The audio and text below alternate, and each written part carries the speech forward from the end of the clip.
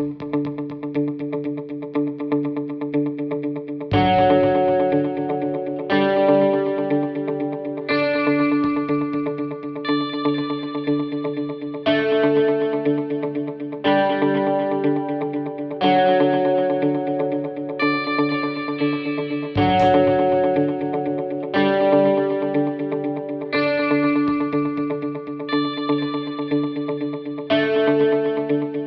Neil. I have been climbing for way over 10 years. Form kind of goes up and down in there, but over 10 years. Try to get out climbing as often as I can, but try and get out 2 or 3 times a week, maybe. In a good week. Obviously we're in Cumbria, so it's weather dependent, definitely.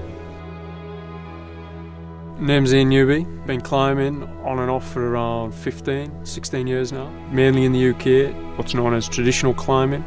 Done a bit of sport climbing, a bit in Europe. Yeah, love it. I'm James, and yeah, I'm a Lake District climber. Although you could call me an esoteric Lake District climber, because for some reason I seem to like climbing in these sort of places that are falling down. So all these old slate quarries in the Lake District. We climb all over the UK really, but I think I've got a soft spot for Lake District climbing, besides the fact that it's quite local and easy to get to. I think the Lake District is a special place because there's quite a lot of variety here in quite a compact area. If you just look where we are now, we're in Hodge Close, and it's big slate quarry, and you could easily within 25 minutes of here be up on some mountain crag over in Langdale or something like that. So the variation's massive compared to anywhere else in England for sure, and arguably the rest of Britain.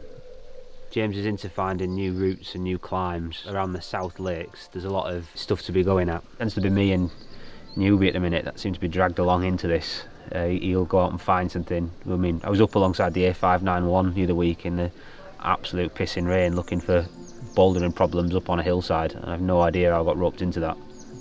And he's kind of the leader of our silly little gang, so he drags us in to these adventures. He's definitely put up some decent boulder problems, a lot of decent routes around the South Lakes area for sure. I think I'm the West Cumbrian idiot, or numpty maybe, I don't know. Certainly the stupid one of the group maybe.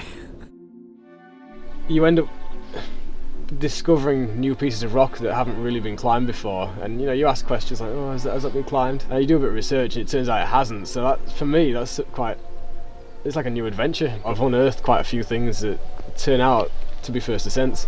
Some of them are easy, but I guess if it's not about the grade and it's about the adventure, then maybe you got something there. It's quite a nice achievement to put up some new routes, new lines, especially in the Lake District. People's been climbing here for years, and there's still untouched rock, which is quite special really. Tourists who come to the area, they mainly go to Windermere, Ambleside, Keswick, some venture a bit further afield, but yeah, the majority stick to the main areas, and it's a shame because it's such a big place, something for everyone.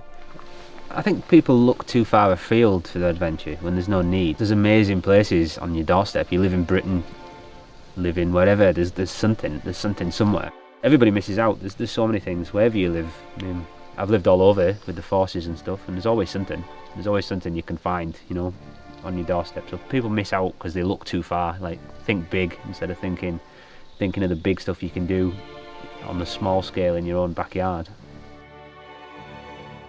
I guess maybe 4 years ago things were all going wrong, and I think then is when I realised how therapeutic climbing can be. It's a bit of a break from the 9 to 5, but it also sorts your head out. I mean, you get so obsessive and focused on wanting to do something hard. There's a bit of a training element to be able to get up in the first place. So you sort of focus on that, and then you obsess about this route you want to do, and it really takes your mind off things that could be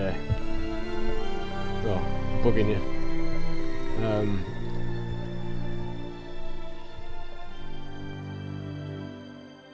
A guy I used to climb with called Pete a few years ago. I was climbing up on a place called Grey Crag. There were some climbers up ahead of us, and the rope flicked off a block. Hit him like square kind of head, shoulder area. It was pretty horrific, but yeah, I think that's kind of the nature of it. I mean, it's it's a calculated risk, innit? I guess you go out, you take every precaution, wear a helmet, try and get your gear in, do whatever, but it's the adventure, innit? It's like the reason you do that. If there were no risk, if that wasn't a part of it, then that's a massive, like, dynamic, massive part of that game lost, really. That really messed me up, if I'm honest, and I had to disappear into a hole, literally, as it were, and go climbing for a while. But actually, I mean, that improved my climbing, because I think, as I say, you become so focused on it, you forget everything else. You just get absorbed by this sport, I guess.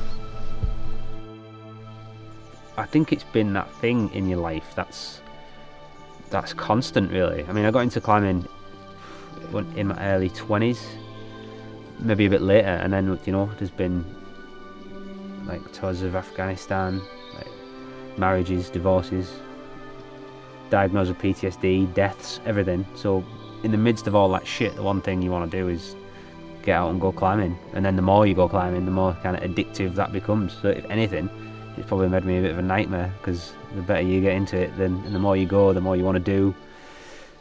It's a really strange thing. It kind of absorbs everything. It absorbs, like, the way you think, and the focus in your life moves away from things like work's there, and you work hard and do whatever else, but in the back of your mind, you know, you want to be out on the hills and on the cliffs and climbing and planning this next adventure. It's like, yeah, so if it's changed me in any way, it's probably made me a nightmare to live with. I think climbing definitely has changed me as a person, but I think it's really down to the experiences you have while you're climbing. Climbing can be dangerous, but, you know, things like, you know, you've pushed above your weight on a route somewhere, and you end up getting stuck. You can end up in quite scary situations, and I think, you know, you get out of those situations with your mates, and I think mentally it makes you quite strong, or a bit stronger than you were the previous time. And even down to just climbing hard routes, I think there's a bit of a belief that you can do harder things, and I think it definitely gives you a good strong head for dealing with things in life in general, really.